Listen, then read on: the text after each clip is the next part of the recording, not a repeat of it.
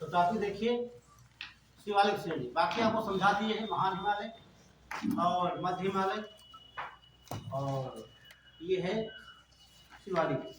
आप हम बताए थे, ध्यान से देखिए एक बार डायग्राम होता है।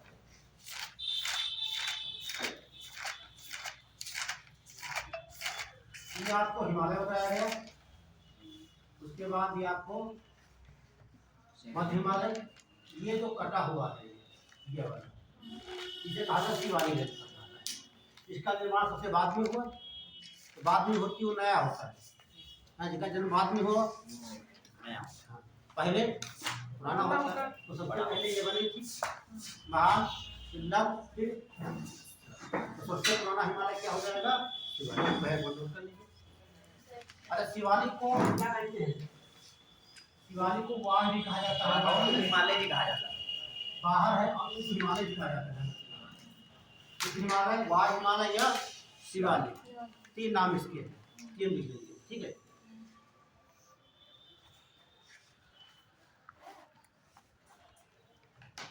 हो गया।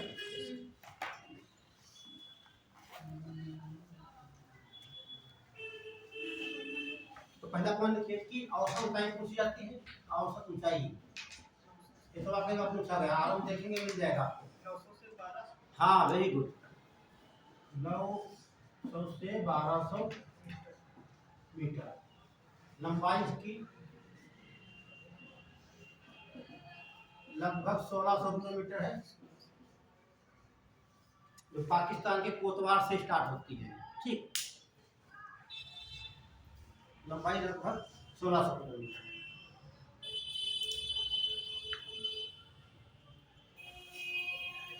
अगला पॉइंट लिखेंगे, यह सबसे नवीन पर्वत श्रेणी है। यह सबसे नवीन पर्वत श्रेणी है।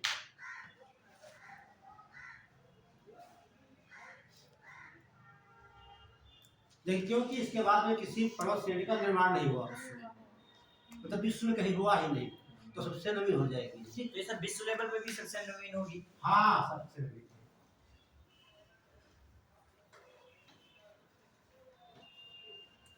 अब देखिए यहां से क्या पूछता है।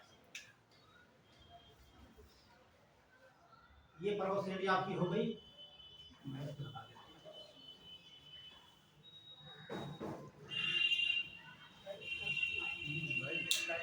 मैप जरूरी है, बिना मैप जो समझ में नहीं आएगी। लाइट ये वाली बनता है अंदर उधर है भाई, तो पहले बात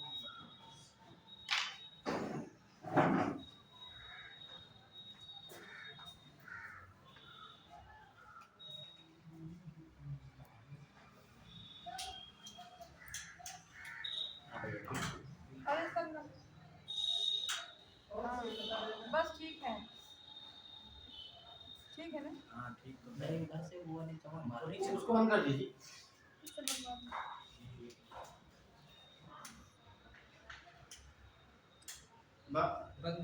आप कर दो, ठीक है, दिख रहा है जी। ये देखिए यहाँ मैंने बनाया है, यहाँ से ये आपकी हो गया। ये तीस्ता नदी आपकी है, ये रैदाक नदी है। कौन सी नदी? रैदाक नदी। इसके बीच में आपका जो है कि ये श्रेणी नहीं दिखाई देती है। ये श्रेणी कहाँ गायब रहती है? लगभग 90 किलोमीटर की। अभी आपको दिखा देंगे। ये तीस्ता नदी,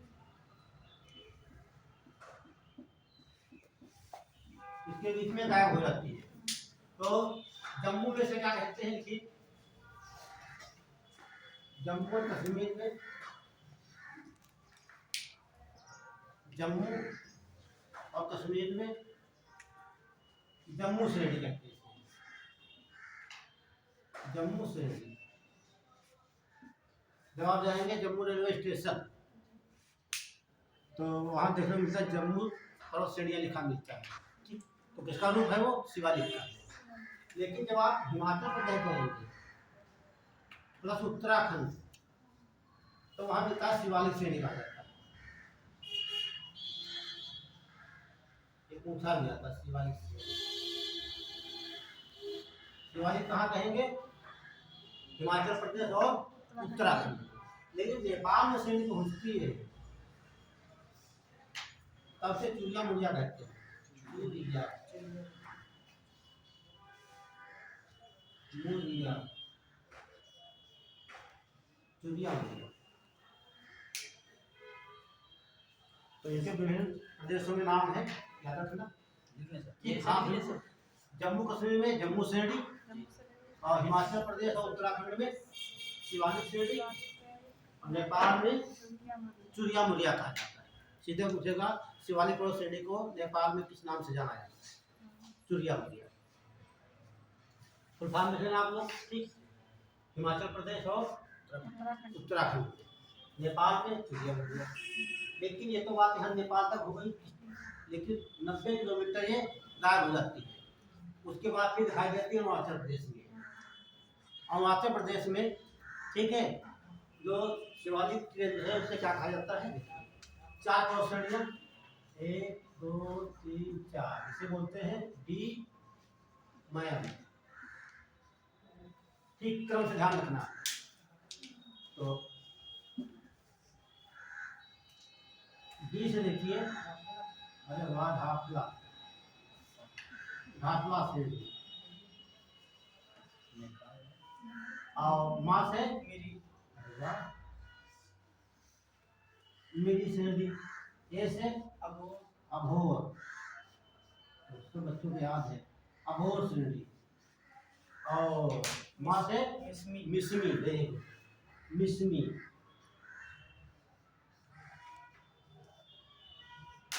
ये तो अरुणाचल प्रदेश की है।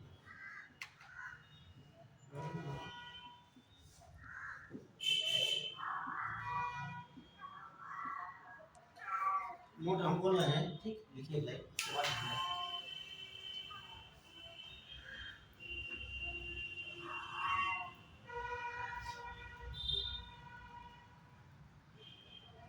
ये सारी सर अरुणाचल प्रदेश। हाँ, अभी मेरा लिखवा दीजिए।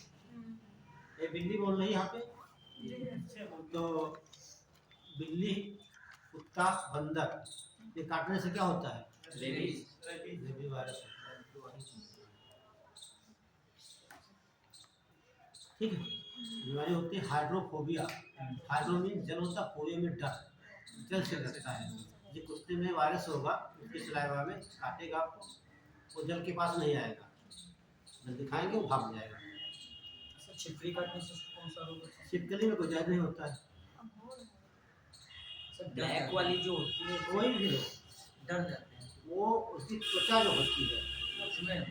ठीक, त्वचा में इतना पॉइजन नहीं होता कि किसी को मार सके। वो कुछ सुरक्षा के लिए होता है, त्वचा में केवल, बस ब्लैक हो या व्हाइट हो, ठीक। चलो कोई देखिए, छिपकली में कोई जहर नहीं होता है, और जितने सांप होते सब बहरे होते हैं।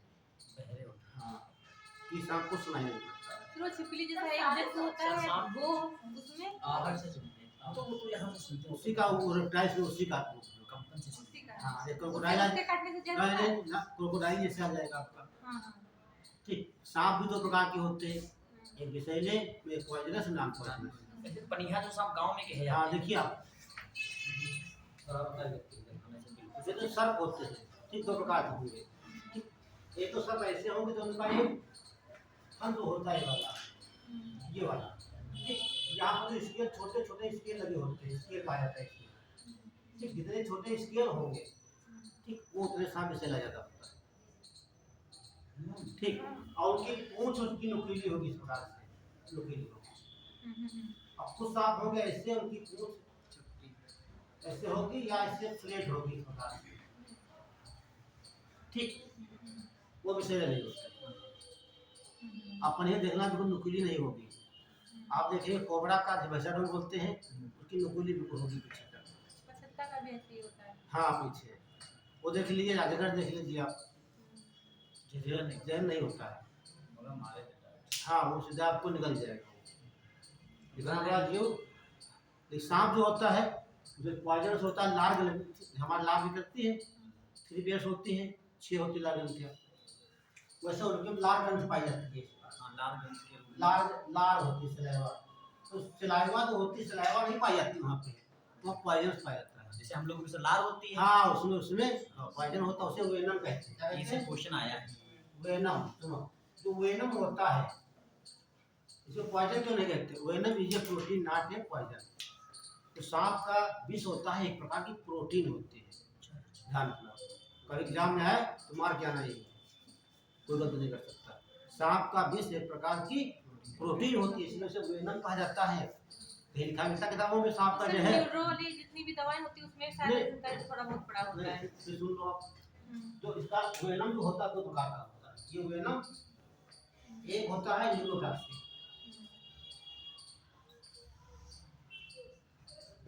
एक हीमोटॉक्सिक। देखिए टॉक्सिक की बात है, विज्ञान की भाषा टॉक्सिक में होता है विष, जहर, पॉइजन कह सकते हैं। Haemo means blood, RBC, neuro means neuron.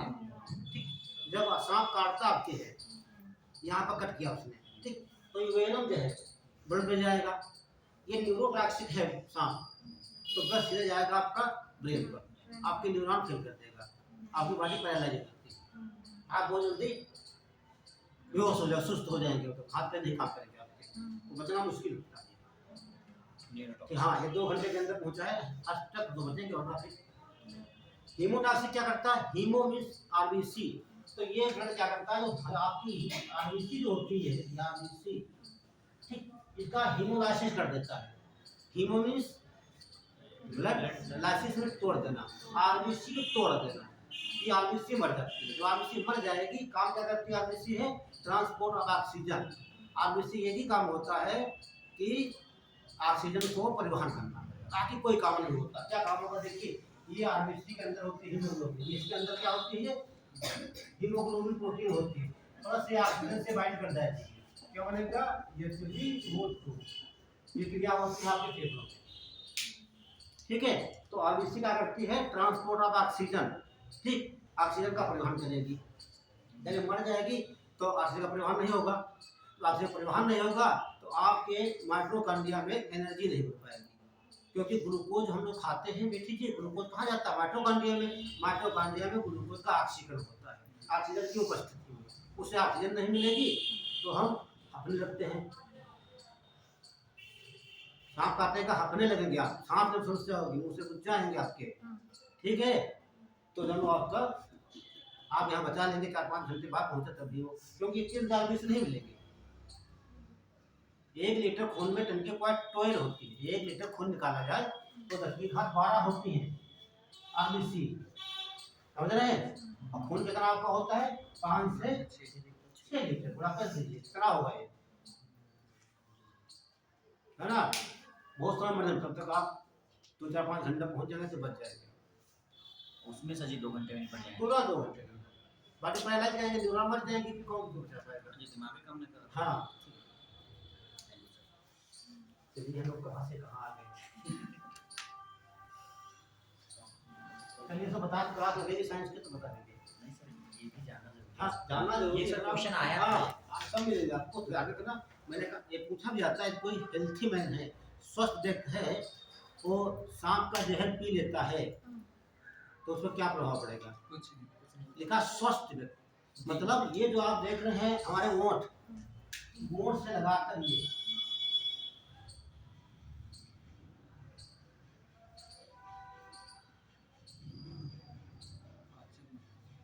ठीक, यहाँ से लगाकर, जैसे आप खाएंगे ये, ठीक, आता नहीं आपका मासे हो कोई छोटी बड़ी, यहाँ तक, यदि कोई आपके बॉडी में इंजरी नहीं है, क्या है? इंजरी, घाव नहीं है, हेल्थी मैन का मतलब कोई प्रॉब्लम नहीं है, तो ये हमारा पॉइजन वेनम आएगा, इसलिए कहा जाता है वेनम। ये वेनम यहाँ पर आएगा। वेनम क्या? प्रोटीन, प्रोटीन को कितने एंजाइम पचाते हैं? 4। ये प्रोटीन ये वाली है एंजाइम, जिसे ट्रिप्सिन होता है, पेप्सिन होता है, ट्रिप्सिन, रेनिन, 4 एंजाइम कहाँ बदल देंगे? इसे एमिनो में कहाँ रहेगा ये? तो यदि कोई स्वस्थ व्यक्ति है, सांप का विष पी लेता है, स्वस्थ व्यक्ति है, तो उससे क्या होगा? ये इसका जो है ना प्रोटीन बदल जाएगी अमीनो अम्ल में। अमीनो अम्ल का यूनिट ऑफ प्रोटीन, और जितने आपके अमीनो अम्ल होते हैं, ठीक है, प्रोटीन की इकाई होती है, और जितनी प्रोटीन होती है इसकी वजह होती है, ठीक। और इसको बनने के लिए नाइट्रोजन बहुत अनिवार्य है। प्रोटीन बनने के लिए नाइट्रोजन पूछा गया था अभी तुम्हारे 2022-23 में आया था प्री में कि जो रेशम होता है उसका मुख्य अवयव क्या होता है ना? प्रोटीन नहीं कहता, हाइड्रोजन का फास्फोरस था तमाम प्रकार के गैस, उसमें एक ऑप्शन सी ऑप्शन था जो नाइट्रोजन लिखा हुआ दिया था आपने तो हाँ लिखा हुआ, तो क्या टिक किया था? उसमें गलत हो गया। हाँ ठीक है, यही पूछा गया सवाल, इसे पढ़ाएंगे आपको सही तो बता दें। कंफ्यूजन हो गया। हाँ वो ऐसे सवाल जब हमारे आंसर ज्यादा पके होते हैं तो इससे नहीं बात थी वो कंफ्यूजन वाली बात थी ही वो। प्रोटीन आप पढ़े हैं नहीं सुनो, आप पढ़े हैं प्रोटीन कि हाँ रेशम लीजिए प्रोटीन जी सब भी पढ़ा होगा, सिल क्या होते प्रोटीन होती है, और उसने क्या घुमा के अंदर सवाल पूछ लिया। आपको पता नहीं प्रोटीन बनी किसकी होती है? प्रोटीन में क्या होता है? Carbon, hydrogen, oxygen, nitrogen, sulphur, इनसे मिलकर बनती है प्रोटीन। ये मुख्य अवयव होते हैं प्रोटीन की, कार्बन, हाइड्रोजन, ऑक्सीजन और नाइट्रोजन, सल्फर। ठीक, मेन कंपोनेंट है नाइट्रोजन। अब आप जानते भी हैं नाइट्रोजन की 3 पार्ट हमारे लिए, नाइट्रोजन हमारे ना होती है बाहर होती है कोई घुसती नहीं। सर एक और क्वेश्चन पूछ लेता है, प्रकाश संश्लेषण की क्रिया में किस तत्व की आवश्यकता? मैग्नीशियम वहाँ पे कुछ हाँ मैग्नीशियम होता है। वो भी क्वेश्चन पूछता है, हाँ वहाँ सब कंफ्यूज हो जाते हैं, कोई कार्बन डाइऑक्साइड सोडियम डाल देते हैं। क्या बताया आपने? सोडियम नहीं मैग्नीशियम नहीं सोडियम डाल देते हैं ऑप्शन में। हाँ डालेंगे, सोडियम डालेंगे, कैल्शियम डालेंगे, आयरन डालते हैं वो। क्वेश्चन पूछा इसमें से कौन सा नहीं है तो उसमें सोडियम डाल देते लेकिन हैं। क्लोरोफिल होता है उसमें एलिमेंट पाया जाता है मैग्नीशियम, मैग्नीशियम तो आरबीसी जो उसमें पाया जाता है हिम वो आयरन पाया जाता है, दोनों में पाया जाता सरसों में तेल की मात्रा बढ़ाने के लिए सल्फर का प्रयोग होता है ऐसे कुछ है। चलिए और बड़े भूगोल पढ़ लो, विज्ञान के आगे जो लेकिन क्या बोल रहे हैं टेस्ट तो आप आपको जानकारियाँ हो तो क्लास चलेगी, मिस मत करना।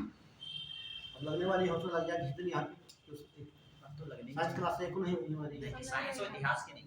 हाँ अरे एक का एक आदमी बहुत खत्म बताया सर आप पढ़ेगा भैया।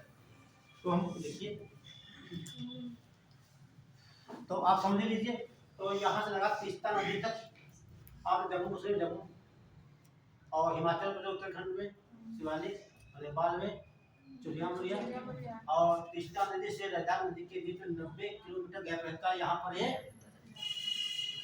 शिवालिक नदी लुप्त हो जाती है।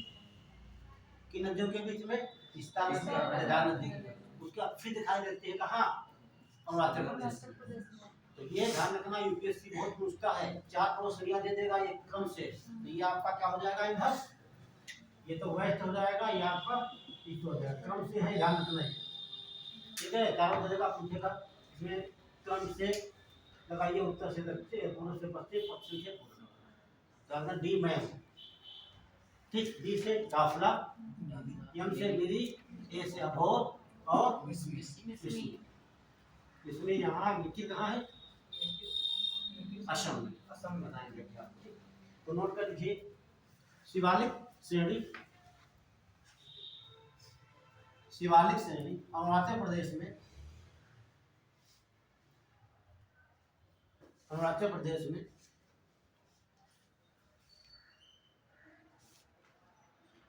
निम्न नाम से जानी जाती है।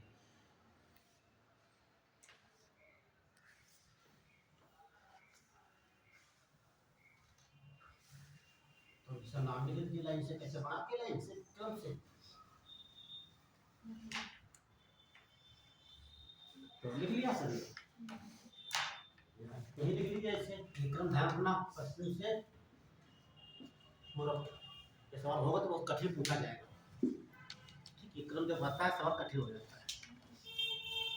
या ऐसे दे देगा, इनमें से अलग बताइए, 4 दे देगा, इसमें की 3 लिख देगा, ये दूसरी इसको हटा देगा, हटा देगा, यहाँ कर देगा मिकिर, है ना? मिकिर क्या है? मिकिर एक पर्वत श्रेणी है, आसाम में है, यहाँ पर पाई जाती, लेकिन वो किसका भाग है? प्रायद्वीपीय भारत का भाग।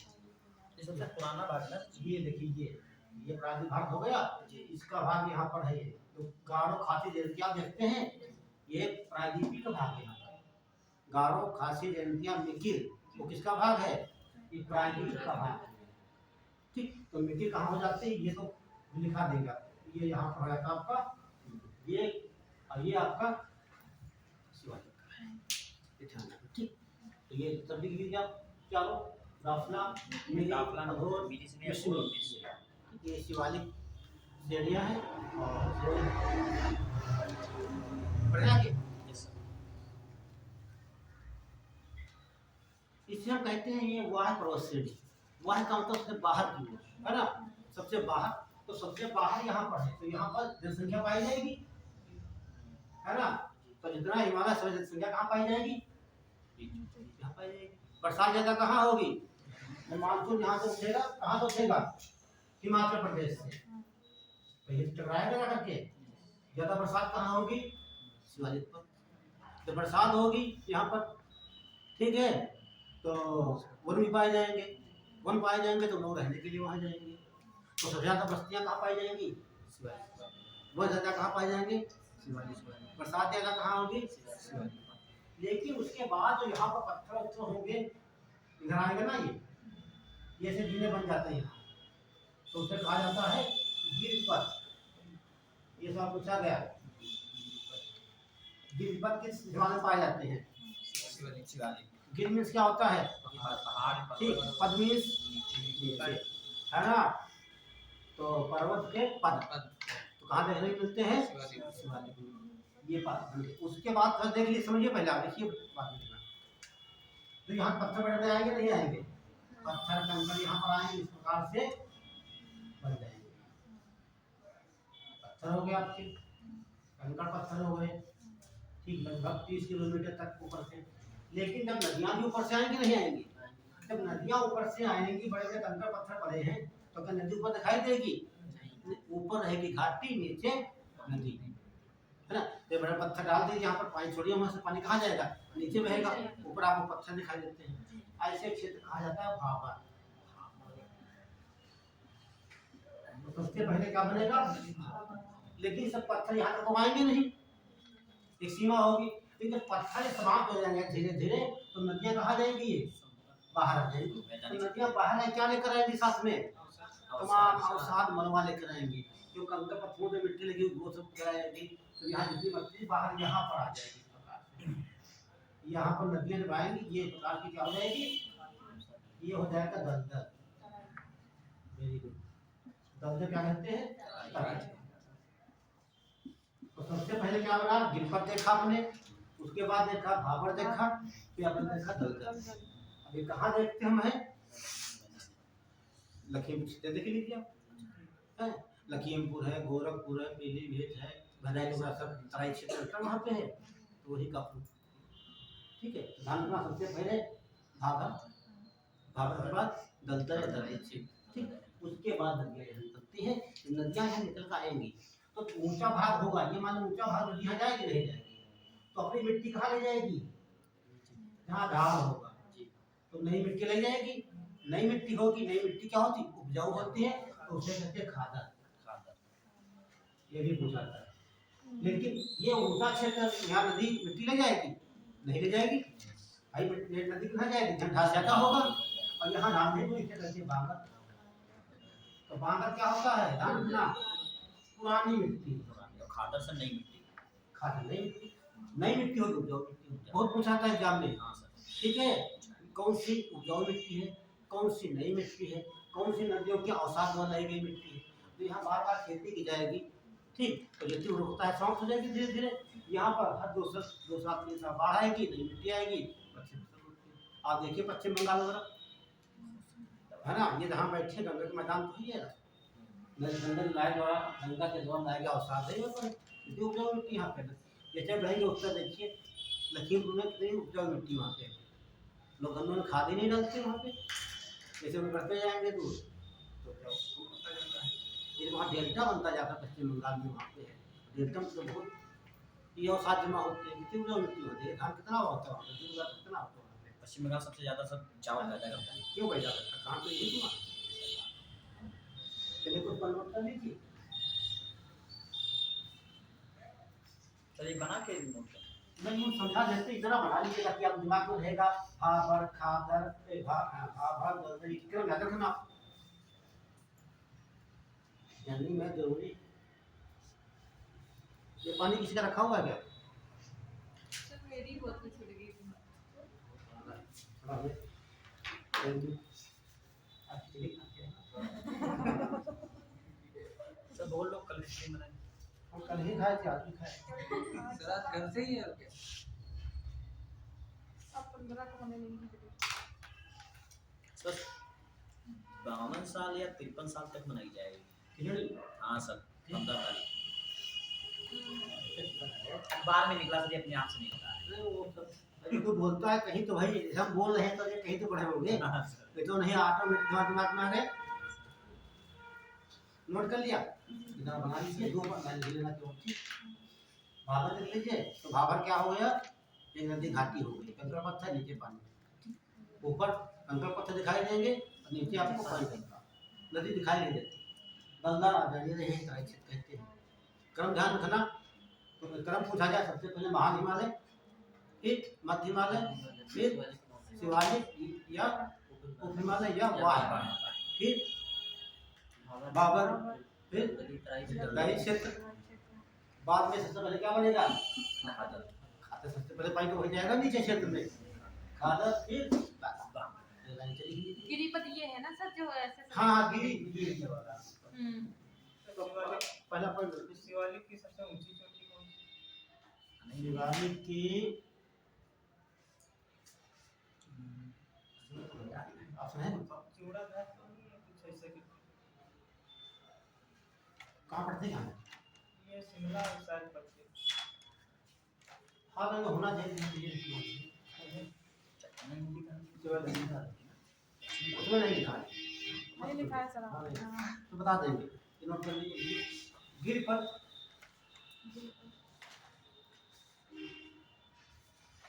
ये लाइन बहुत इंपॉर्टेंट है। गिरिपद शिवालिक श्रेणी में देखने को मिलते हैं।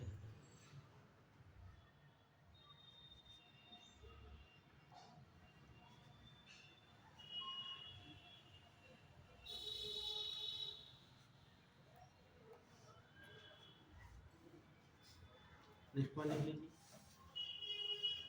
खादर या नवीन मिट्टी।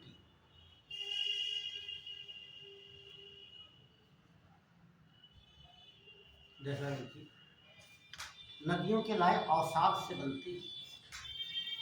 नदियों के लाए अवसाद से बनती है।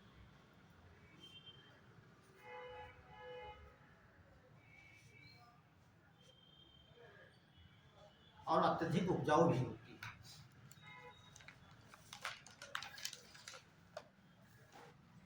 अत्यधिक उपजाऊ भी होती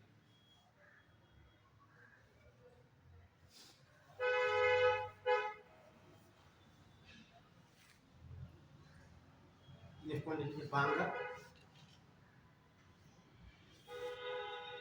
ये बंजर से बांगर बना है। बांगर या क्या लिखेंगे इसे? बंजर से बंजर। नहीं नहीं पुरानी मिट्टी। हाँ प्राचीन लिखेंगे। पुरानी या प्राचीन।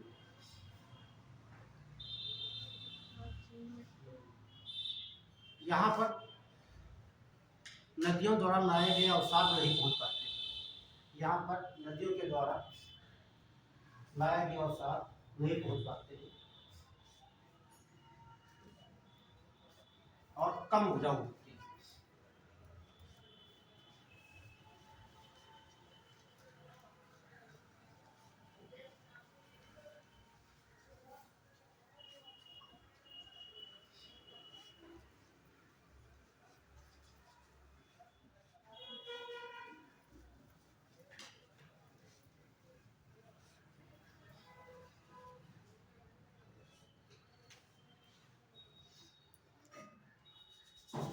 ये मुख्य बातें थी आपकी। अब डालिए दक्षिण भारत की पड़ोसी एरिया, बहुत इंपॉर्टेंट है। दक्षिण भारत की पड़ोसी एरिया।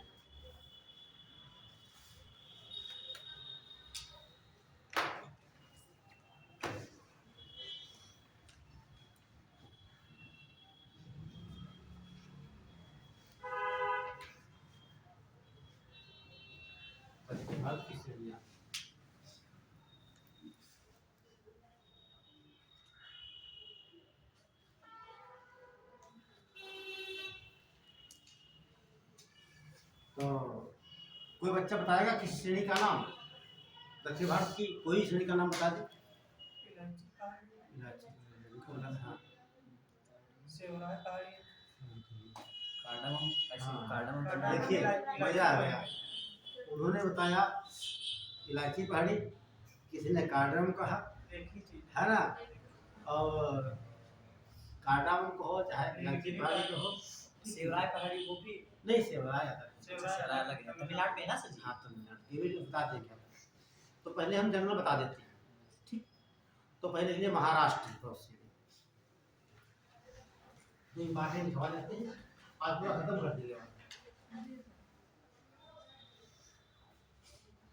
जो महाराष्ट्र यहाँ पड़ता है ये,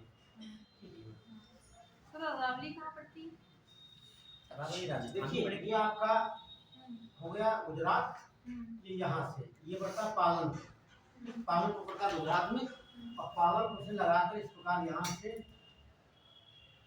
दिल्ली तक 692 किलोमीटर ये फैली। तो ये आपका गुजरात हो गया, ये आपका राजस्थान हो गया, हरियाणा दिल्ली, दिल्ली हरियाणा राजस्थान गुजरात, 4 राज्यों में विस्तृत है, जिसमें से केवल 550 किलोमीटर है राजस्थान में, ठीक।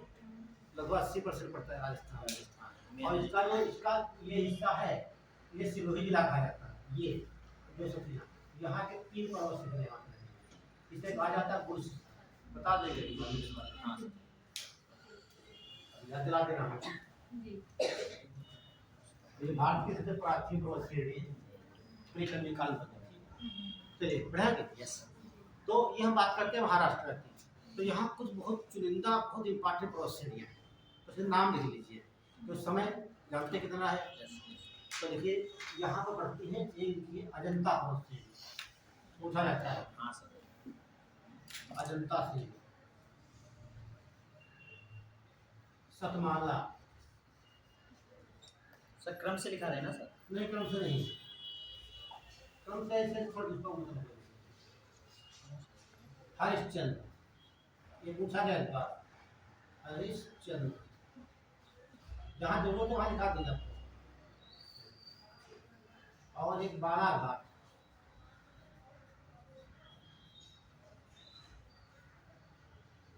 ये 4 से अजंता देखना, अजंता है इसलिए बहुत इंपॉर्टेंट है। हाँ, जो आपकी नासिक से कौन सी नदी निकलती है? गोदावरी। गोदावरी। हाँ, हाँ सर, तो गोदावरी। जो है गोदावरी और कृष्णा, कृष्णा कहाँ निकलती है? महाबलेश्वर, महाबलेश्वर में ये सतमाला पर्वत श्रेणी है। महाबलेश्वर कहाँ पड़ता है? सतमाला से। तो लिख लीजिए। फिर डाल दें कर्नाटक, बहुत इंपॉर्टेंट। कर्नाटक में देखिएगा किसी और तरह आते हैं, मैं हटा करके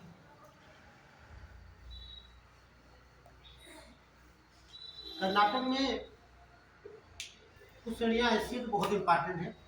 ये नाम सुना होगा बाबा बुदन की पहाड़ी, है ना। देखिए बाबा, इनकी लंबी कहानी होती है। ये बाबा बुदन एक संत थे, बाबा बुदन श्रेणी, कर्नाटक में ना? हाँ, मूल्यनगिरी, 2 पर्वत श्रेणियाँ में क्या क्या है? बाबा बुदन श्रेणी और हाँ अभी यही पड़ेगी मेलागिरी पहाड़ी। ये तो पर्वत श्रेणियाँ हैं, ठीक। इन्हें मिलाकर कहा जाता है, बाबा बुद्धि, नहीं नहीं दोनों को मिला क्या कहेंगे? चंद्रद्रोण, चंद्रशेखर, हाँ कहते हैं चंद्र द्रोण शिखर कहा जाता है। और सवाल बहुत कठिन हुआ, पूछेगा निम्न श्रेणी से कौन सा पर्वत श्रेणी चंद्र द्रोण नहीं बनाती? तो इससे पहले भी महाराष्ट्र की थी। क्यों? इससे पहले ये महाराष्ट्र की। तो कर्नाटक में देखेंगे बाबा बुदन की पहाड़ी पड़ेगी और एक मूल्यनगिरी की पहाड़ी, दोनों को संयुक्त रूप से क्या बनेंगे? चंद्र। हाँ ऐसे बना लीजिए, चाहे लगाइए, दोनों को संयुक्त रूप से, दोनों को संयुक्त रूप से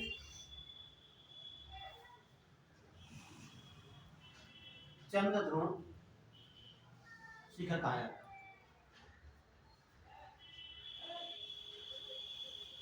और बाबा बुदन जो थे संत थे, ठीक। जब ये लगभग 1600 की ईस्वी में ये हज गए थे, ठीक है, हज थे ये, तेलुगु लोग थे, हज करने गए थे तो वापस आ रहे थे वहाँ, तो यमन रुकते हैं। कहाँ पे? यमन, नाम सुना है? यमन पश्चिमी एशिया का अपना देश है, ठीक है। तो वहाँ से काफी की 7 फलियां लेकर आए। इसकी काफी, जो इसमें बहुत जब आते हैं स्टैंडर्ड लोग तो काफी पिलाओ, हवा आएंगे तो चाय पिला दो, है ना। तो 7 फलियां यहाँ से बाबा बुदन लेकर आई है। तो सबसे पहले यही बो दिया उनको, कहाँ पर? हाँ, बो दिया, ठीक है। ये बड़े हो गए, यहाँ से काफी आने लगी। तो काफी का मूल निवास यमन। भारत में सबसे पहले, कई बार आपने पढ़ा होगा, सबसे पहले काफी कहाँ उत्पन्न हुई भारत में? कर्नाटक में, ठीक। आज भी कर्नाटक में काफी ज्यादा होती है, कर्नाटक में सबसे आगे। हाँ आगे है। तो बाबा बुदन में चले गए, तो उनका नाम से बाबा बुदन। तो सबसे पहले बाबा बुदन श्रेणी में क्या निकाला गया? ये पैदा किया गया, काफी की पैदावार, ठीक। और यही पे जिला पड़ता है कुंद्रेमुख, वहाँ से लोअर से निकाला गया, ठीक है। तो ये देखिए कि बाबा बुदन की श्रेणी के, बाबा बुदन श्रेणी के क्षेत्र से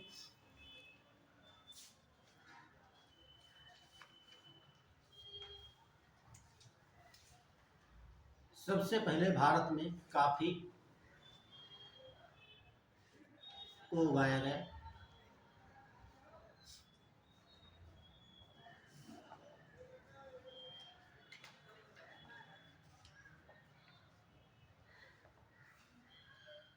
काफी को उगाया गया, ठीक। काफी कहाँ लाएंगे? देखिए, काफी का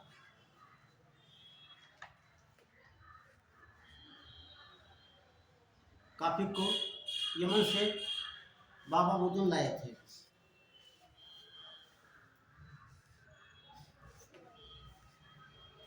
ये तो 2 हो गई। और आप लोगों ने वीरप्पन का नाम सुना होगा? वीरप्पन चंदन तस्कर था। तो चंदन तस्कर कहाँ होंगे? कर्नाटक में। तो चंदन के जंगल जो है, एक पर्वत श्रेणी है, क्या बताया आपने? बहुत बढ़िया बताया, मेलागिरी। ये बोला पूछा गया, मेलागिरी, ये पर्वत श्रेणी कहाँ है? ये कर्नाटक में है। और यहाँ जंगल पाए जाते हैं, उसे क्या कहते हैं? सत्यमंगली जंगल। सत्यमंगली जंगल। और सत्यमंगली जंगल का आगे फेमस है चंदन, चंदन के वन के लिए, चंदन के वन। एक लाइन लिखिए आपको, मेलागिरी। देखिए, कर्नाटक में मेलागिरी पर्वत श्रेणियां हैं। कर्नाटक में मेलागिरी पर्वत श्रेणियां, यहीं पर सत्यमंगली जंगल पाए जाते हैं। यहीं पर सत्यमंगली जंगल पाए जाते हैं।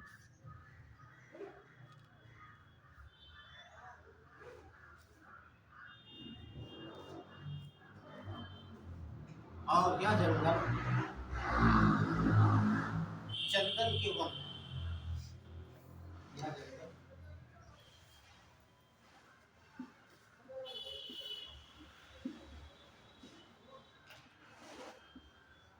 चंदन को सेंटेलम कहा जाता है। एक पूछेगा सेंटेलम लिखा है, हाँ, सेंटेलम का जंगल कहाँ?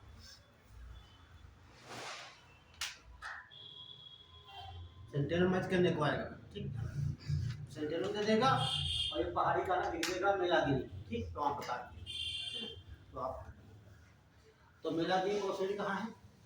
कर्नाटक। मुल्लेनगिरी कहाँ है? कर्नाटक। और मलयगिरी कहाँ है? उड़ीसा, ठीक। मलयगिरी, मुल्लेनगिरी, मेलागिरी। तो मेलागिरी और मुल्लेनगिरी मैंने बता दिया आपको कर्नाटक में। और मलयगिरी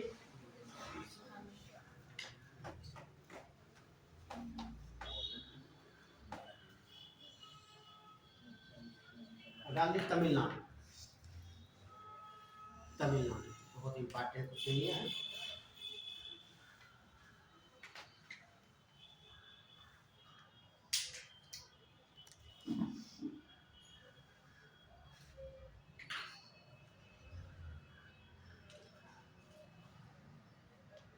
एक क्रम पूछता देखिए, जहाँ क्रम की आवश्यकता हो तो बता देते हैं आपको, और एक बता देंगे ठीक यहीं पर।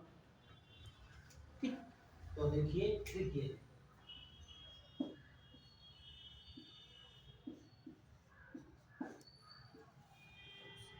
ये पर्वत श्रेणियां चारों, ये लिखा है आपका साउथ से नॉर्थ की ओर। ठीक, साउथ से नॉर्थ। तो साउथ में सबसे ये हो जाएगी, पास है पंचमलई, ये लिखेंगे पंचमलई।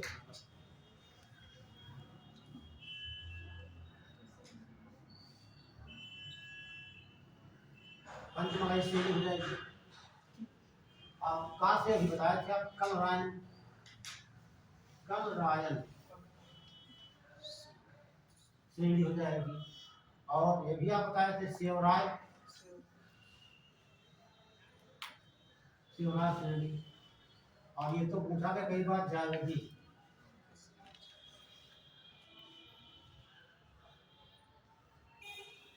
ये ध्यान रखना चारों क्रम से है। पंचमलई, कलरायन, सेवराय और जावती, ये क्वेश्चन देखेंगे कई बार और पूछा गया है। ठीक है, ये आपका हो जाएगा, देख लीजिए north to south.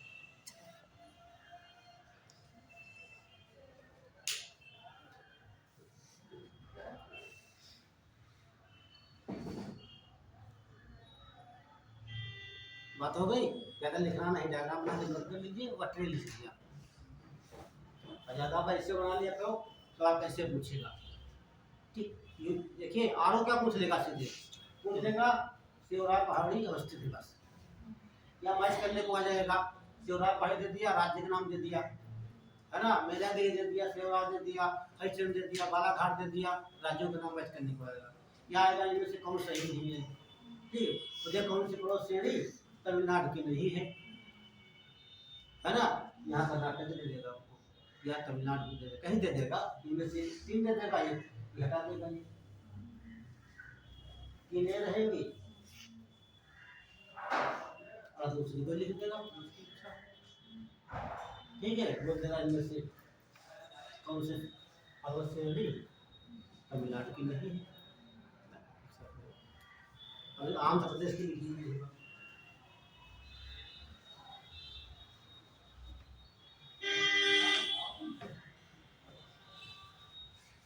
Andhra Pradesh की पर्वत श्रेणी, उसके लिए ट्रिक है, सब बड़ी है।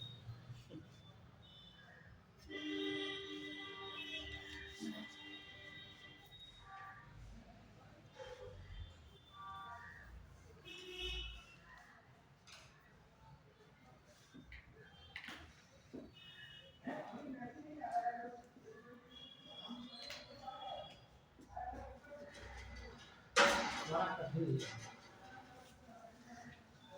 देखिए हाँ, तो पास में है पालकोल, याद आया कुछ, वहां से बेलीकोंडा, वहां से नंदामाला,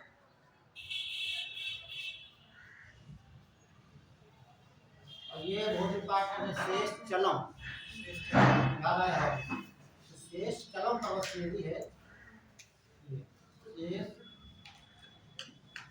शेषचलम श्रेणी है। और शेषचलम जानने के लिए फेमस है, जो तिरुपति मंदिर यही बना है, नाम सुना है, तिरुपति मंदिर बहुत फेमस है।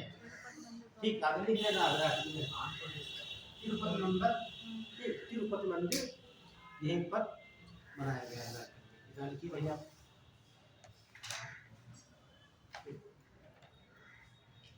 ये सब आप एड्रेस लाएंगे, देखिए सब आपको मिल जाएगा उसमें।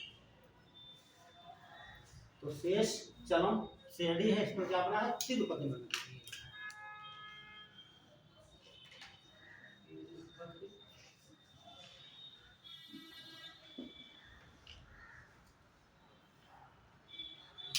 अब इतिहास पढ़ना किस देवता के लिए है, किसने बनवाया, किस शासक ने बनवाया, कौन सा वंश, अगली बार बताना आप लोग। तिरुपति मंदिर है। अगला देखेंगे ये नासिर तिरुपति बालाजी वही तो सर। नागरी पर्वत श्रेणी।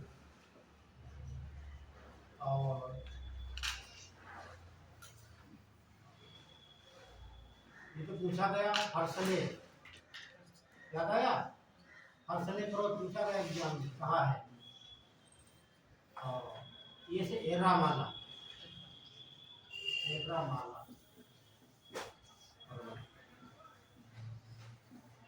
हर्षले, ध्यान से मत भूलना। ये सब पढ़ेंगे आपके आंध्र प्रदेश में।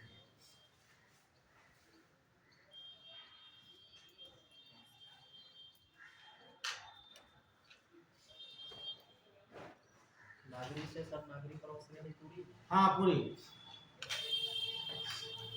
नागरी। और तिरुपति मंदिर यहाँ है, ठीक, पालकोंडा, ये पूछा गया एग्जाम में, ठीक है, देखना असले पर्वत कहाँ है, ठीक, आंध्र प्रदेश में नागरी पर्वत, आंध्र प्रदेश, एर्रामाला और पालकोंडा, वेलिकोंडा, नल्लामाला, ये सब इतनी है, इसके अलावा कुछ नहीं। हो गया, हटा दे सभी।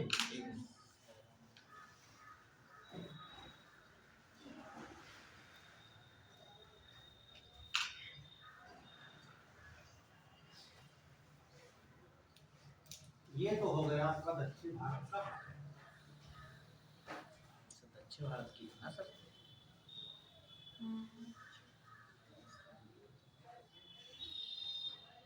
एक तो ये पर्वत श्रेणी आप देखते हैं, इसे बोलते हैं पश्चिमी घाट, इसे बोलते हैं पूर्वी घाट। यही पर दोनों टकरा जाते हैं। तो आप देखते हैं पश्चिमी घाट हो गया, ये हो गया पूर्वी घाट। पूछा गया दोनों आपस कहाँ मिल रहे हैं, नीलगिरी की घाट। पूछा गया सवाल किस में, पूर्वी घाट पश्चिमी घाट दोनों आपस कहाँ मिलते हैं, इसे बोलते हैं पूर्वी घाट। ये पश्चिमी घाट, ये है नीलगिरी।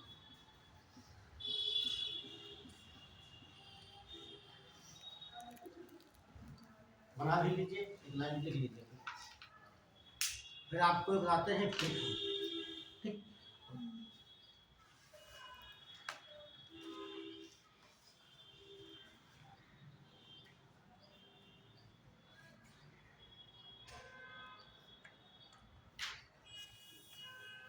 तो इसमें हेडिंग क्या डालना है इस वाले मानचित्र में? तो हम पढ़े रहे दक्षिण भारत को ऑस्ट्रेलिया, हाँ हाँ, डालना कुछ नहीं। चलिए एक लाइन जरूर के आ जाएगा। देखिए पूर्वी घाट, पूर्वी घाट और पश्चिमी घाट दोनों नीलगिरी, नीलगिरी पर आकर मिलते हैं।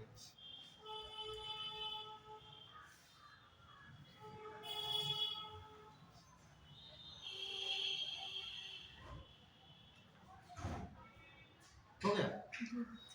अब यही पढ़ लेते हैं पश्चिमी घाट, इंपॉर्टेंट दो चीज यहाँ पे, ठीक है। तो ये भारत की सबसे लंबी पर्वत श्रेणी पूर्वी घाट, पश्चिमी घाट, लगभग 1600 किलोमीटर, लेकिन ये वास्तविक नहीं है, एक कगार है ये, ठीक है। तो ये तो भारत की सबसे लंबी पर्वत श्रेणी कौन सी है, पश्चिमी घाट, लेकिन ये वास्तविक नहीं है, ध्यान रखना। तो वास्तविक श्रेणी होती है, रियल में जो होती है, बनती है, ठीक। लेकिन क्या होता है, जैसे मान लीजिए जब ये पूरा ये आपका जब बताएंगे आपको थोड़ा हम छिपा लेंगे आप लोगों से कि तभी पूछ रहे हो तो बताते हैं हिमालय की उत्पत्ति। ठीक ठीक है, समय मिलेगा तो बताएंगे हिमालय की उत्पत्ति आज बता चुके हैं पिछली क्लास में यूपीएससी वालों को। तो हिमालय की उत्पत्ति जो आप जानते हैं हमारा भारत जो है सागरी प्लेट पर स्थित है। ठीक, ये प्लेट नीचे जा रही है और महाद्वीप प्लेट इसके ऊपर है।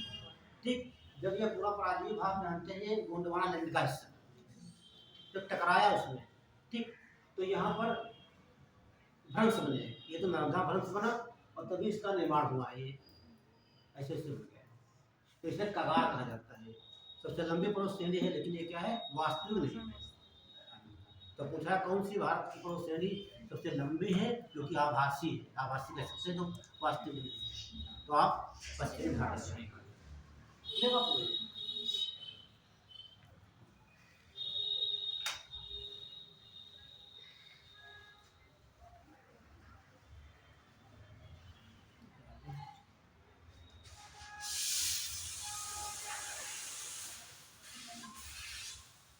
ज्यादा बड़ा बना देते हैं हाथ।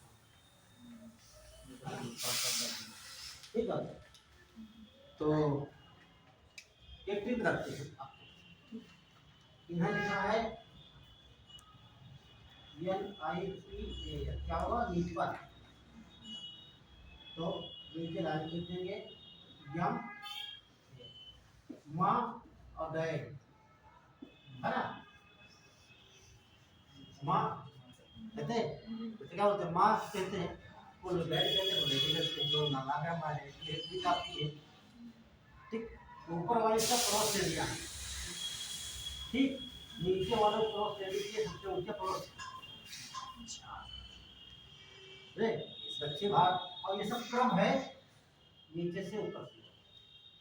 सबसे नीचे जाएंगे नागरकोली पर्वत श्रेणी पड़ेगी, सुनो लिखना कुछ नहीं है। सबसे नीचे दक्षिण में यहाँ पर नागरकोली पर्वत श्रेणी, ऊंचा पर्वत शिखर महेंद्रगिरी।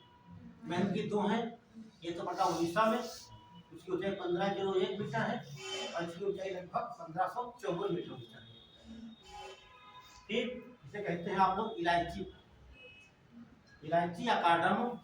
सबसे ऊंचा पर्वत शिखर अगस्त्यमलई, कहाँ पड़ेगा, तमिलनाडु।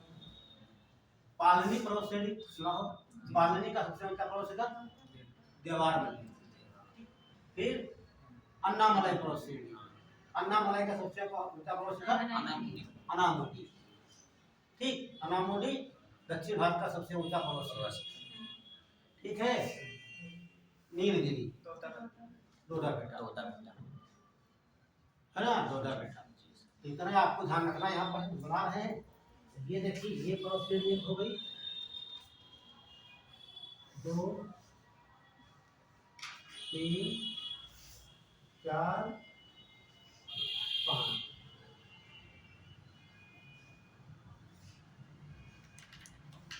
और इनको बना देंगे सबसे ऊंचा पर्वत शिखर यहाँ बना देंगे।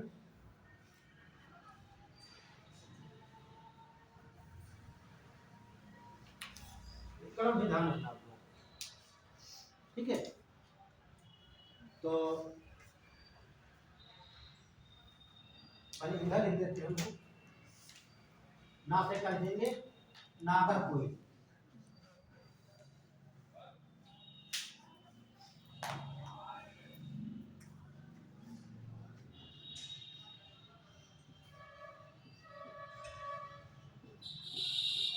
नागरकोइल से हो जाएगा।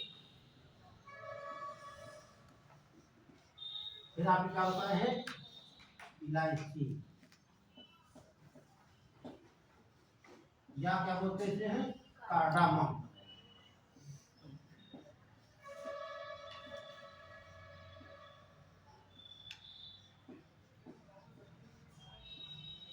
फिर बताया आपको पालनी,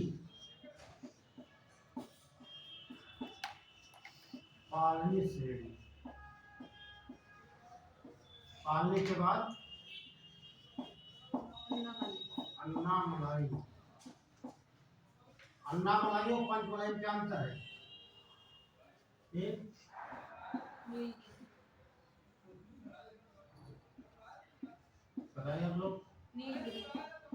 नीलगिरी पूछे नहीं मैंने पूछा अन्नामलाई पंचमलाई में क्या अंतर है। मुझे बताया पंचमलाई तमिलनाडु के सबसे दक्षिण में बहुत श्रेणी भेद है। क्या बताया था पंच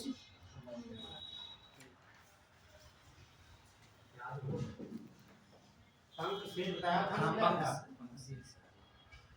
ये पंचमलाई और कलरायन देवराय जाति है ना। तो ये पंचमलाई है, ये अन्नामलाई है।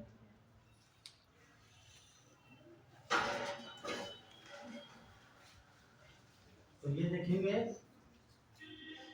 2695 अनामुदी सबसे ऊंची पर्वत शिखर है अनामुदी है।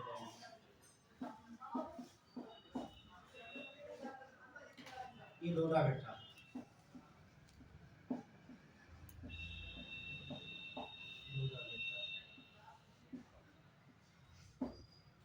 डोडा बेटा देखिए जो आपका इंग्लिश है यहाँ पे झंझाट बहते हैं टोडा है ना। अभी आप मैं बता दें टोडा के बारे में।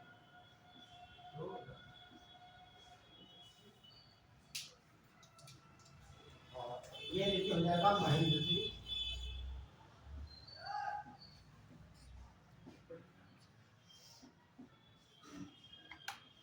और आज से अगस्त में मलाई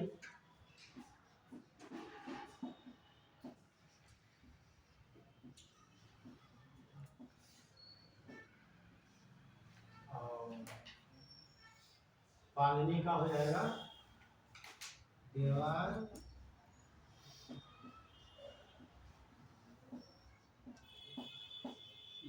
ये शिखर ध्यान सुना तो बना लीजिए। जहाँ समस्या हो कहीं बताना। नागरकोइल इलायची पालनी अन्नामलाई नीलगिरी ये क्रम है दक्षिण से उत्तर की ओर।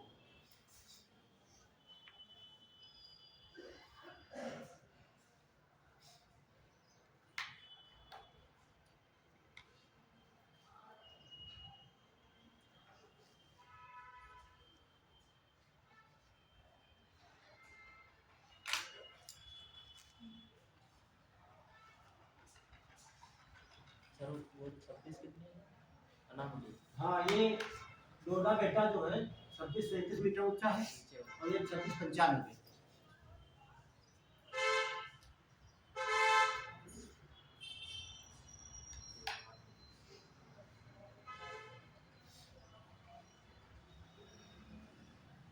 वैसे आपको ये तैयार करना है आना ये वाला सबसे ये पूछा था। हाँ सबसे ज्यादा हाँ बाकी तैयार करना चाहे इसको लिखना भी ये याद लिखना ये याद रखना। सर ये जो ऊपर लिखे हैं सब पर्वत श्रेणी और ये नीचे देखिए ये इधर की पर्वत श्रेणियां सब हो गई। नहीं सर वो नहीं ट्रिक लिखी है आपने। हाँ हाँ तो सर उसको ऊपर नीचे कर ले जो चोटी है उसको ऊपर कर ले जो अपनी ट्रिक है। नीचे कर ले। हाँ ट्रिक अपनी हाँ आपके सही है। पर्वत श्रेणी के ऊपर तो ट्रिक होती है भाई। पर्वत श्रेणी होगी देखिए ये वाली उसके तो पर्वत हो गया ऐसे बना लीजिए। देखिए अपनी ट्रिक बनाई कभी बोलती नहीं। आपको लगा अच्छा बना ले देखिए अच्छा बना लीजिए। हम क्या करेंगे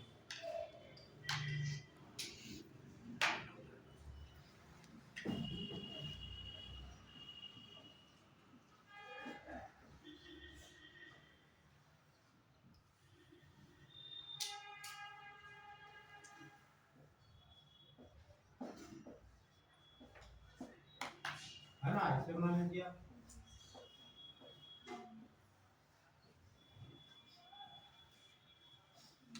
ये पर्वत श्रेणियां हो गई जैसे याद कर लो ठीक एकदम ध्यान रखना। तो ये पर्वत श्रेणियां है। अच्छा निप्पन किसे कहते हैं। अच्छा चलो जापान का पुराना नाम क्या है। हाँ ये वही लिखा हुआ है ठीक। ये नेपाल ठीक नेपाल तो नीलगिरी नागरकोइल इलायची पालनी अन्नामलाई नीलगिरी सबसे ऊंचा पर्वत शिखर महेंद्रगिरी अगस्तमलाई देवानगिरी और अनामुदी। अनामुदी दक्षिण भारत का सबसे ऊंचा पर्वत शिखर, ठीक। और छोटा बेटा, तो ध्यान रखना इसमें के जो दो ये वाले हैं, ये बीच वाले तो ये पड़ते हैं केरल में, ये पड़ते हैं केरल में, बाकी सब तमिलनाडु, दो पड़ते हैं इसके। केरल में, बाकी सब देवानगली अनायमुदी। हाँ यहाँ देखिए ये इधर दो केरल में, बाकी सब तमिलनाडु में। तो कोई पर्वत श्रेणी भी नहीं पड़ती? कौन? चोटी। देखिए पर्वत श्रेणी तो दोनों राज्यों में है ना, चोटी बात कर नहीं आते हैं, ठीक है। सर ये दो केरल में पड़ते हैं, हाँ पर्वत श्रेणी बाकी कहाँ? तमिलनाडु। तमिलनाडु में।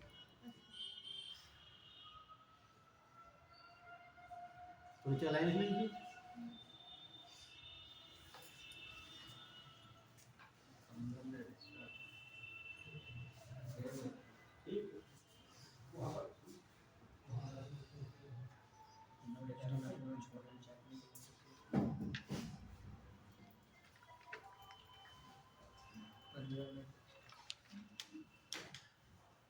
हो गया तो अब एक हाँ एक लाइन बची अब। देखिए अनामोटी, अनामोटी पर्वत, अनामोटी पर्वत दक्षिण भारत का सबसे ऊंचा पर्वत है।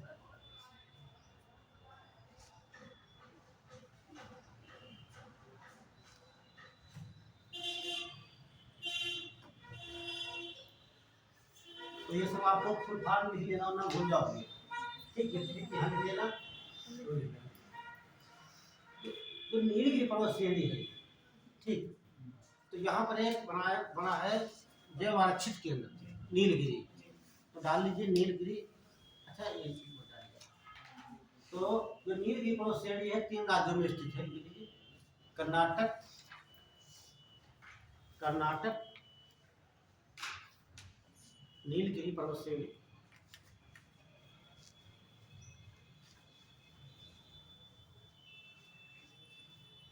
नीलगिरी पर्वत श्रेणी कर्नाटक, तमिलनाडु और केरल में स्थित है, केरल में स्थित है।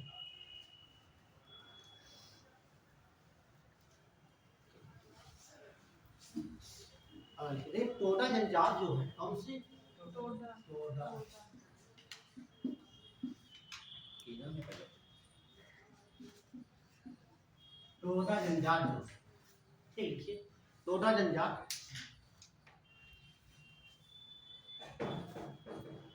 नीलगिरी पर्वत श्रेणी पर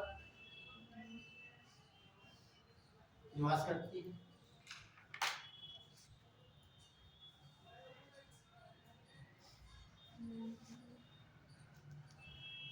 इनमें एक विशेष बात होती है, क्या बात होती है?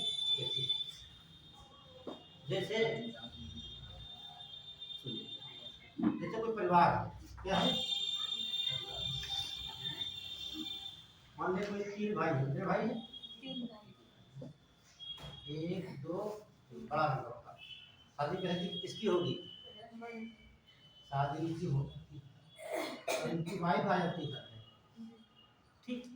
जब वाइफ घर आ जाएगी, लाइन बराबर है, बराबर हो गई लाइन बराबर, तो इस पत्नी पर तीनों का अधिकार बराबर, ठीक है। तीनों भाइयों का अधिकार बराबर। यहाँ पता लगाना मुश्किल होता है कि किसका ये बच्चा होता है, ठीक है। और उसे कहा जाता है बहुपति प्रथा चलती है, बहुपति पूछा जाता है, इकलौती भारतीय जनजाति से यही पढ़ाओ का बहुपति प्रथा। बहुपति मतलब एक स्त्री के एक से अधिक पति, है ना। तो यहाँ पर लिख लीजिए, इनमें बहुपति प्रथा प्रचलित है।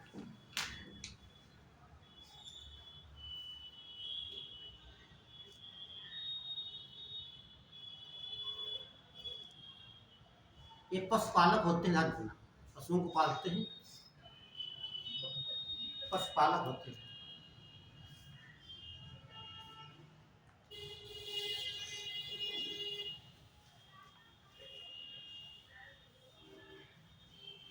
और आप लिखेंगे भारत का पहला बायो रिजर्व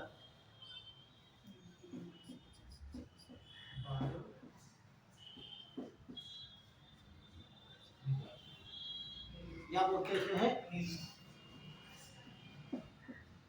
जैव आरक्षित क्षेत्र।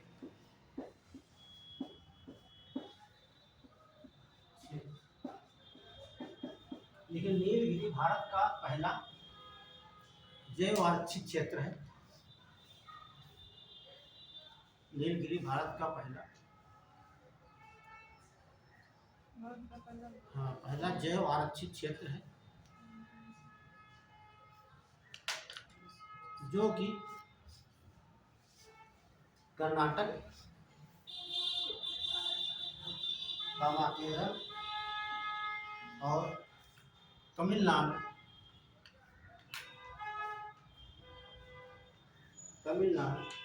में विस्तृत है।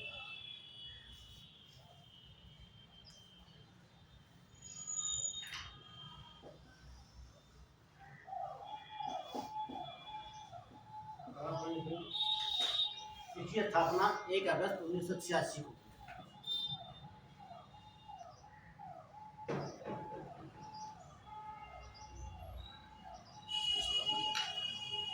हाँ, 1 अगस्त 1986 को हुई थी और इसे 2000 में सन 2000 में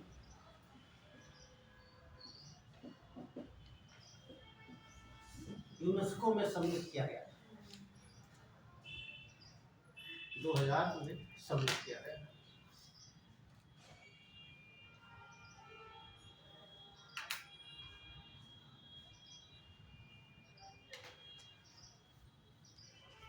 और यह भारत का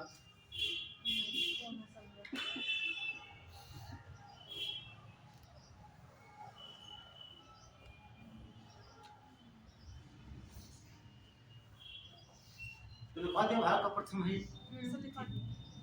और सबसे बड़ा भी है। तो देखिए आपका प्रथम कौन सा हो गया? नील।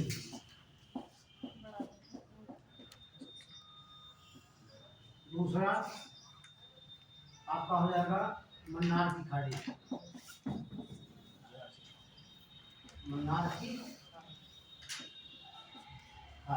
तीसरा आपका हो जाएगा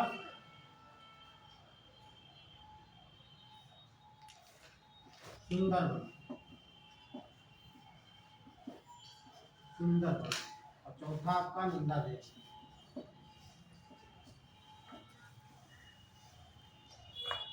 ध्यान रखना कि आकार हिसाब से घटता क्रम है। आकार हिसाब का घटता क्रम दो प्रकार से नोट कर लेंगे। और आज भारत में कितने हैं? 18 हैं। भारत में जाति कितने हैं? 18। 4 बता दिया मैंने, तो आपको 14 ढूंढना है। अगली क्लास ढूंढ के बताना हमको। नहीं बताओगे तो एक बता देंगे, सब आपको याद हो जाएंगे। आगे नहीं होता है ना? ढूंढ लो पहले, जब ढूंढ लोगे नाम याद हो जाएंगे और ठीक हम बता देंगे, उससे और क्लियर हो जाएगा। तो सबसे बड़ा आरक्षित क्षेत्र नीलगिरी, उससे छोटा, उससे छोटा, उससे ठीक पहला, दूसरा, तीसरा क्रम से भी है, आकार के क्रम से भी है और बनने के क्रम से भी है।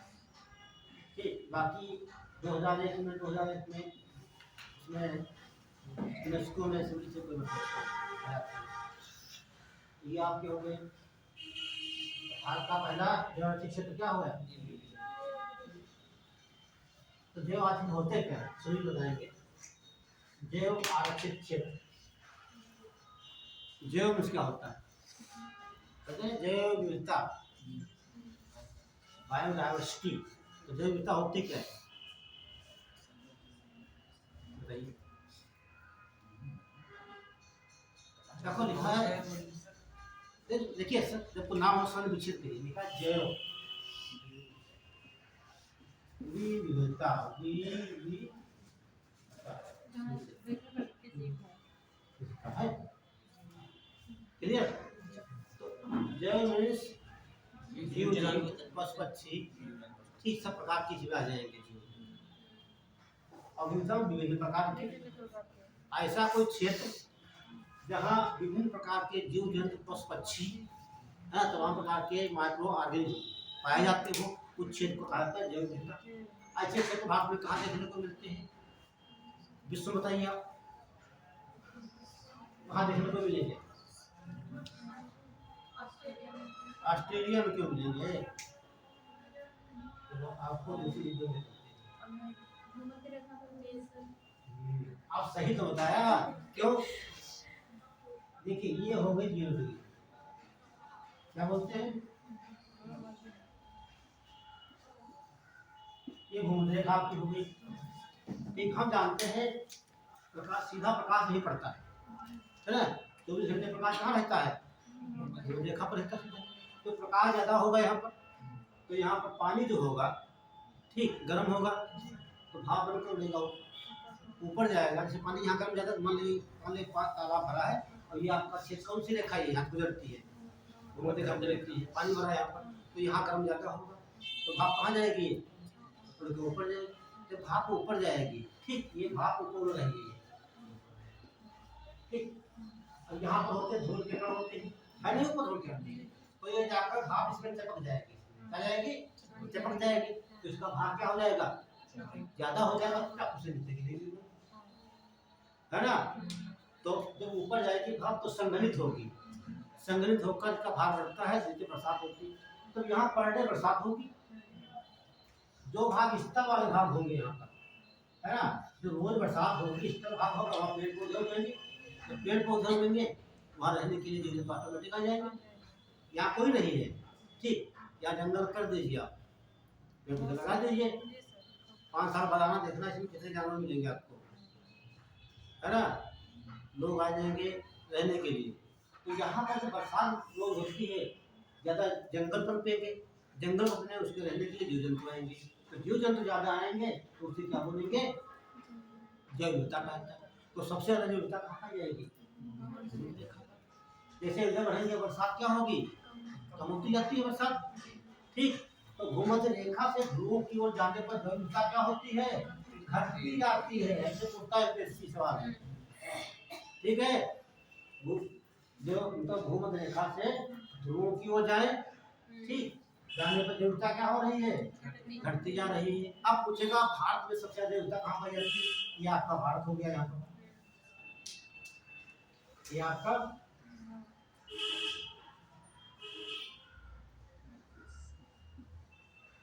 ये भारत होगा आपका ठीक।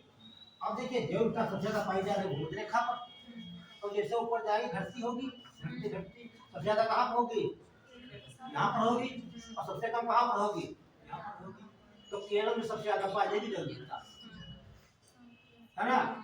यहाँ पर पड़ती है साइलेंट वैली यहाँ पर है ना तो पूछा यहाँ पढ़ेंगे सबसे ज्यादा जैव विविधता साइलेंट वैली पाई जाती है क्यों क्योंकि सबसे दक्षिण है। यूपीएससी क्या करता है कि यहाँ दे देगा अगस्त मलाई लिख दिया उसने यहाँ उत्तराखंड में राजा जी लिख दिया यहाँ आपने लिख दिया क्या बोले इसको हरिश्चंद्र की पहाड़ियाँ लिख दिया यहाँ नीलगिरी लिख दिया ठीक है। आज पूछेगा सबसे ज्यादा किस पर्वत श्रेणी पर जैव विविधता पाई जाएगी जो सबसे दक्षिण में होगी सबसे ज्यादा जो जानते हैं जैसे बढ़ेंगे उस पर जो जैव विविधता घटती जाती है सबसे कम जम्मू कश्मीर में सबसे ज्यादा। तो सवाल ऐसे बहुत पूछे जाते हैं पर्वत श्रेणी दे देगा स्थान का नाम दे देगा राज्य का नाम दे देगा ठीक है। जैसे बढ़ते जाएंगे उनकी जैव विविधता कम होती जाती है तो ऊपर से आएंगे तो क्या होगी जैव विविधता बढ़ती जाती है। सब समझने वाला रटने वाला कोई नहीं यहाँ तमाम प्रकार के सवाल यूपीएससी बना के देता है। वनडे क्या पूछेगा वनडे का मतलब आपका आरोप पूछेगा भारत में सबसे अधिक किसमें जैव विविधता पाई जाती है 3-4 नेशनल पार्क दे देगा। अब आपको दिमाग में मैप होना चाहिए कौन सा नेशनल पार्क कहाँ पर है ना सबसे यहाँ पर जो होगा। अब यहाँ पर आपका है श्रीलंका सवाल बनाएगा श्रीलंका के दक्षिण भाग में जो विविधता अधिक पाई जाती है, गलत है ना, ध्यान रखना। ये पूछेगा, फिर पूछेगा ठीक है ध्रुवों की ओर जाने पर जो विविधता बढ़ती जाती है, अक्सर आईपीएस दोनों को मिलते हैं गलत, ध्यान रखना, ये भी गलत ये भी गलत। तो वो गलत को पूछता है, ऐसा पूछता है, उल्टा पूछता है, आप पढ़ते हो सही प्रश्न उसका होता है आपको कंफ्यूजन करना, आपको कंफ्यूज नहीं होना है। जब आपको बेसिक कॉन्सेप्ट क्लियर होगा तो वहाँ गलती आप है ना। और आपने ट्यूशन में 2 लाइन पढ़ लिया, सबसे ज़्यादा नहीं पाई जाती, सबसे ज़्यादा पाई जाती है हेमिस में, आप यहाँ पढ़ता है बच्चों दिमाग में बात काम करता हूँ। अब आपको पूरा कॉन्सेप्ट क्लियर हो गया। फिर उत्तराखंड में आपको जैसे राजा जी देखेंगे तो वहाँ पर आके चमोली देखेंगे, नंदा देवी देखेंगे, वहाँ पे बढ़ते जाइए, कम करते जाइए, खत्म का सवाल। तो वही जो आरक्षित क्षेत्र आया वाला ये वाला आपका 3 आ गए, पहला 3 अगस्त। चलिए अरावली पर्वत से पूछी थी। कौन सी? अरावली पर्वत से। अरावली तो बस बता दीजिए सर कहाँ पे है।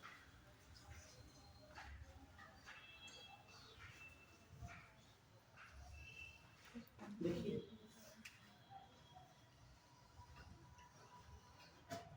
ये है पालन से, गुजरात में पड़ता है। ये आपका दिल्ली राजसीमा है, पढ़े हैं ठीक। तो पालनपुर से लगाकर राजसीमा तक ये पड़ोसी दे देती है, लेकिन बुक्स में मिलता है 800 किलोमीटर लंबे। पढ़े होगा, पढ़िए, कोई को पढ़ेगा फिर मिलता है 800 किलोमीटर। घटना चक्र भी देता है, ठीक है। तो 4 राज्यों में स्थित है, ये प्री कैम्ब्रियन युग में बनी है, सबसे प्राचीन पर्वत श्रेणी है, इसी की वजह से रेगिस्तान का थार मरुस्थलीय है, ठीक है। क्योंकि मानसून कहाँ से उठता है, यहाँ से उठा, यहाँ से अरब सागर होती हुई इसमें टकराएगा, ऐसे हो जाएगा। जैसे हवा उधर से बहुत तेजी से आए तो कहाँ जाएगी, सामने जाएगी ना, अंदर टकरा के जा नहीं पाएगी। उसी प्रकार पर्वत श्रेणी थी, उड़ गई है, तो ये क्या बन गया, पूरा आपका रेगिस्तान बन गया, ठीक है। तो इसने क्या काम किया, जल विभाजक का काम किया, जल को जाने नहीं दिया।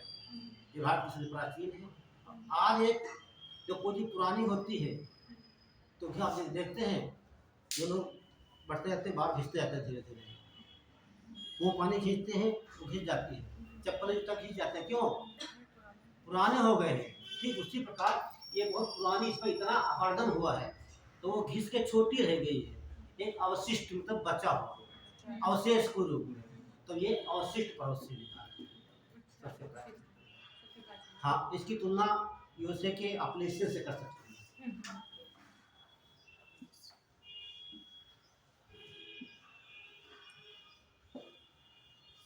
अब देखते हैं ये अपलेशियन पड़ता है ये वाला, ठीक है। अब ये आपका कौन सा है, राखी पर्वत श्रेणी है, ये विश्व की सबसे दूसरी लंबी पर्वत श्रेणी 48 किलोमीटर लंबी, ये अपलेशियन आपका है। इसकी तुलना आप कर सकते हैं किससे, पहले रोकते हैं, अगले क्लास में पूरा हो तो बहुत सारा बताएं आपको। जी सर। ये सर पालनपुर है, पालन खेत एक ही है, पालनपुर है, पालन खेत उत्तराखंड में है, उत्तरांचल में है। हाँ ये पड़ता है उत्तराखंड, हाँ उत्तराखंड में। ये फोटो ले ले छोटा सा, ये बंद कर दीजिए।